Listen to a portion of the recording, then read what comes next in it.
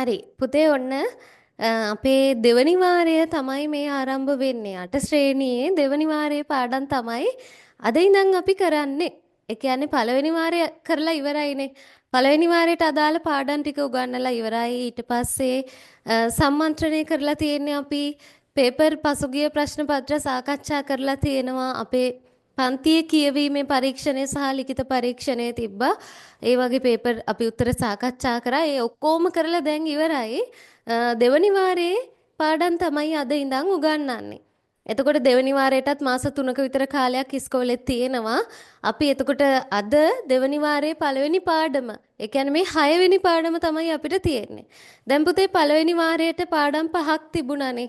1 සිට 5 දක්වා පාඩම් වලින් තමයි පළවෙනි වාරයට ප්‍රශ්න පත්‍රය හැදුනේ. එතකොට 1 සිට 10 දක්වා පාඩම් වලින්, ඒ කියන්නේ දැන් 1 සිට 5 දක්වා අපි ඉගෙනගෙන තියෙනවා. එතන ඉඳන් 6, 7, 8, 9, 10 කියන පාඩම් ටික අයිති වෙන්නේ දෙවනි වාරයට. එහෙනම් පළවෙනි වාරයේ පාඩම් 5කින් ඇහුවා, දෙවනි වාරයේදී අහනවා පාඩම් 10කින්, 1 සිට 10 දක්වා පාඩම් වලින්. එතකොට පළවෙනි වාරේ ප්‍රශ්න අහපු පාඩම් ප්‍රමාණය අඩුයි, පාඩම් 5යි. හැබැයි දෙවෙනි වාරේදී පාඩම් 10කින් තමයි ප්‍රශ්න හැදෙන්නේ.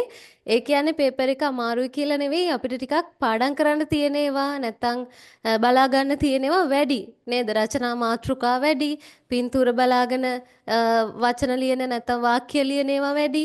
ඒ වගේ අපිට ටිකක් බලන්න තියෙන ඒවා වැඩිපුර තියෙනවා. පාඩම් 10කින් අපි 10ක්ම බලාගෙන යන්න ඕනේ එක්සෑම් එකට යනකොට.